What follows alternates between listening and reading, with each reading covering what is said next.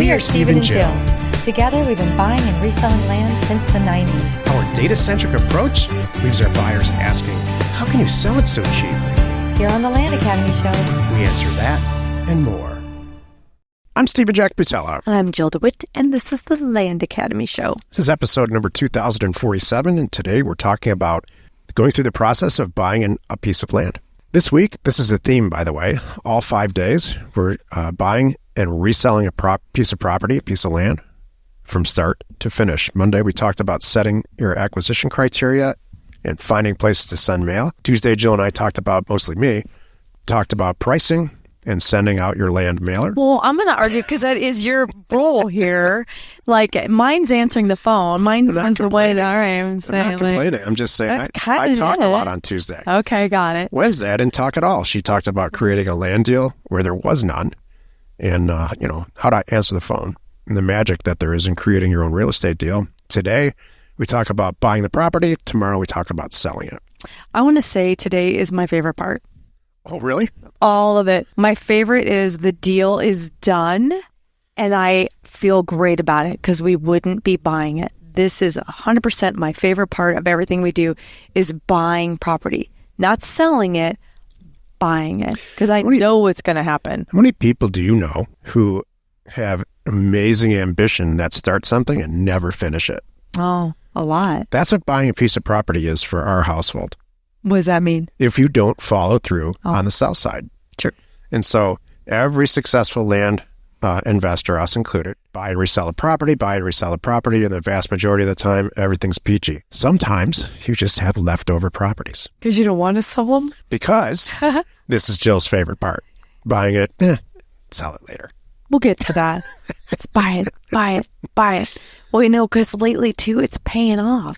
There's stuff I'm like, oh, yeah, I forgot about that. And oh, my gosh, I'm so glad I didn't sell it last summer because look what it's worth now. We have hundreds and hundreds of thousands of dollars of real estate that we bought it and got. I'll talk about getting high buying property here in a minute. We haven't sold it, largely because I priced it too high because I love it. That's what I was going to say. I was waiting for that to say, if you were going to answer it, I was going to throw it in there. There's times that we just did it with an Idaho property. We looked at it. We stood there. We went to go see it. We did. I'm like, oh, we're both like, we can't sell that. It's got water going through it. It's great. Yeah. It's got There's power. It's got that ridge behind it. It's pretty cool. It's amazing. Yeah. So tomorrow we talk about selling the property. Each day on the show, we answer a question from our Land Academy member Discord forum and take a deep dive into land-related topics by popular request. Let's take a question, Joe. Okay. Ivan and Randy wrote, hello, Land Academy fam. I got a call from a seller today who basically wants to give away his property because he's tired of paying taxes. The property is 13 acres and is landlocked, but with an easement. 1 second. And it's not landlocked.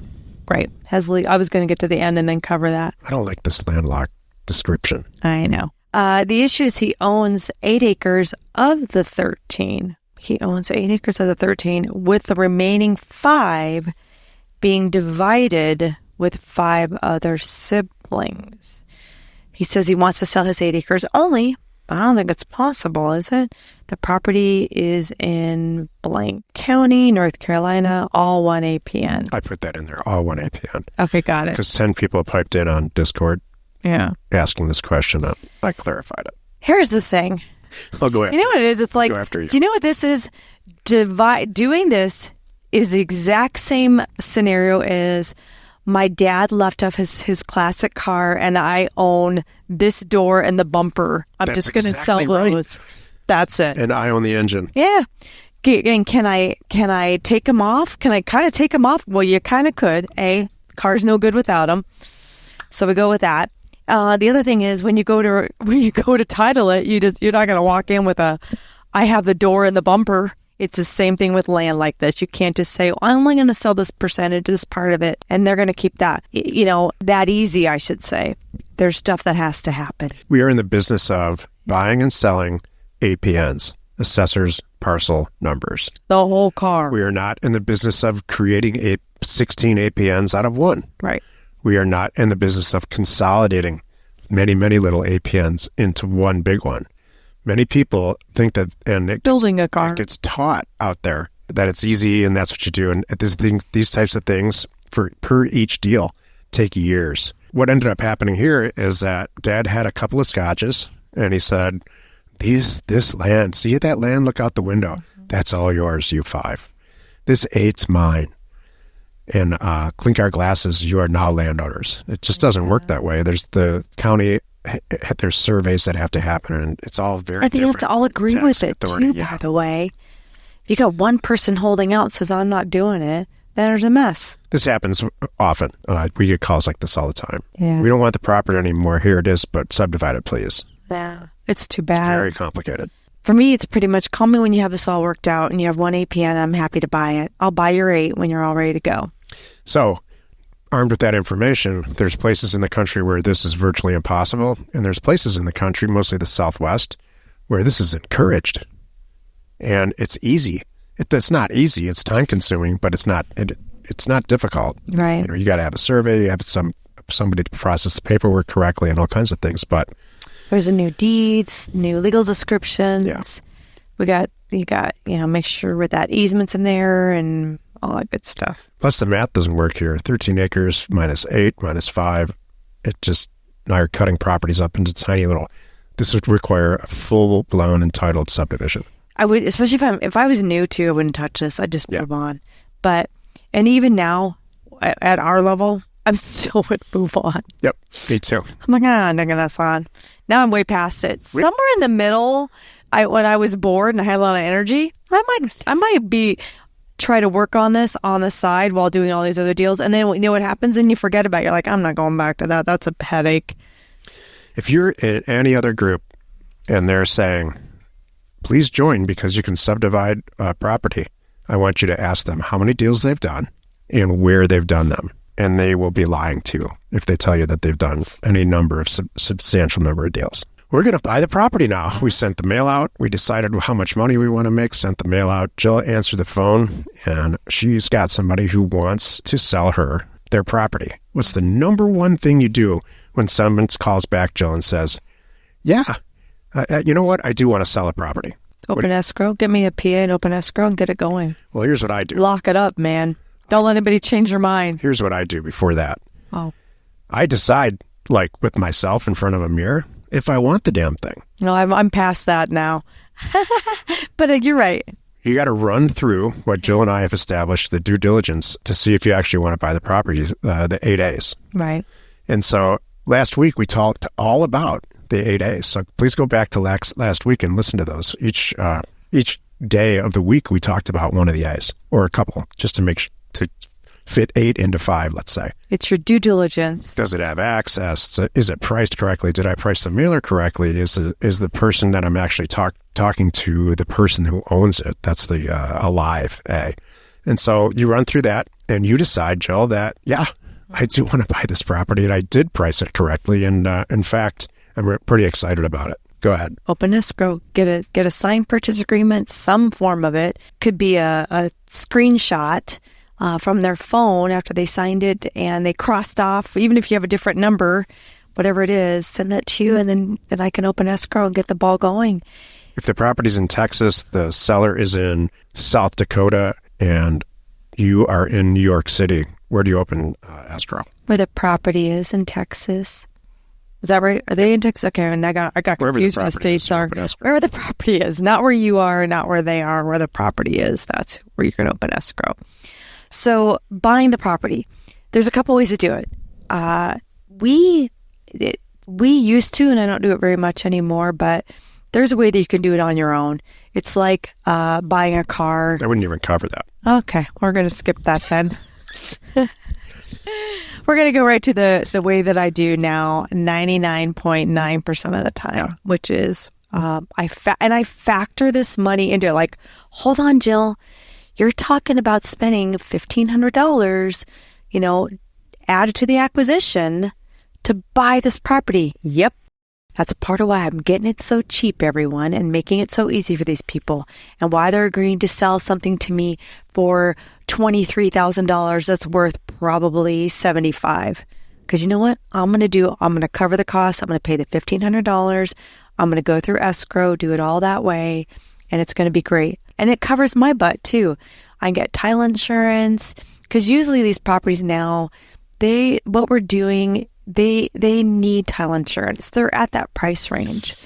So, because when I'm selling something for $75,000 or $90,000 that I bought for 20 something, and I have an agent involved, I want title insurance. I want it all buttoned up, beautiful with a bow on it, ready to go for the next person. Maybe they want to build on it, or do whatever they want to do. It's all perfect and good and ready with access and everything that it needs. So I'm opening escrow. I'm sending them the purchase agreement, and every single step of the way, I have a checklist and a process, and everybody knows what's going on.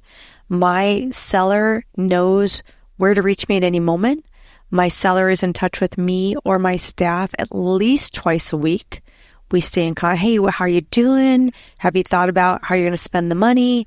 I just talked to Susie at ABC Title. She's still waiting for that document. Oh, that's what that was. I thought I saw an email and I don't know where it went. Let me get on that. So you got to stay with it all the way through. Literally hold their hand and push it to close, and push it to close ahead of schedule. That's how you win. So ask yourself this question, listener. If somebody contacted you in a respectful manner and said, I know that you have XYZ car in your garage and I know you're not using it, and I'd like to today buy the car for $10,000. In fact, I can be over there in the next 30 minutes with $10,000 in green cash. You've never thought about selling that car ever. The person who contacted you was right. I know I haven't used that car. I don't even know if it starts. Compelling. Are you the kind of person who would say, yeah, you know what? That would make my wife happy. I've wanted to start a wood shop back there anyway. This solves all kinds of issues for me. I know the car's worth $20,000. Are you the kind of person that would sell it, or would you say $15,000? I would sell it. I would say, if you can get here in 18 minutes with a suitcase full of money, done. There are many people who can't do that. They have to negotiate.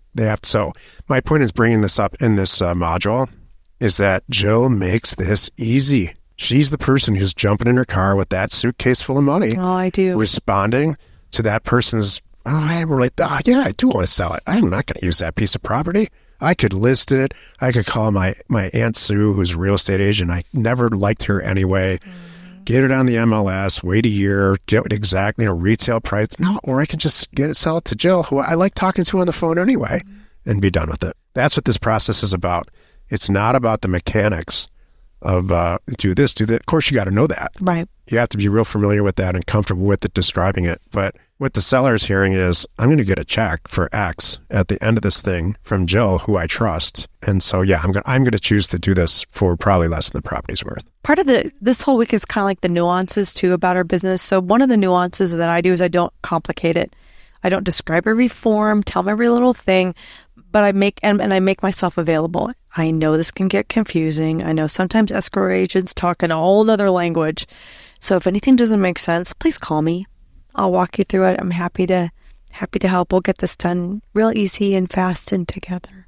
Let me share a mistake that I made when I was just starting out in this business. When I was a commercial real estate broker, so I believed incorrectly that my job was putting a buyer and a seller together, and then that's it, wiping my hands of it. Yeah. And so the last thing that you want to do, and I see new people in our group do it, is to shove that deal over to the escrow agent. Young boys do this. Yeah. I was a young man, believe it or not, once, and I know this because I was that guy. And you just shove it to Sally, the escrow agent, and unless you manage the seller, manage the person you're buying it from the way Jill does in a relationship manner, and manage the escrow agent in a relationship manner to get this stuff done, it won't close itself, especially this day and age. Yeah. They'll shove that file at the bottom of all the stuff that they have going on and forget it. Yep. The escrow agent. They'll send one thing that they need to sign, and then they forget about it. They don't call them.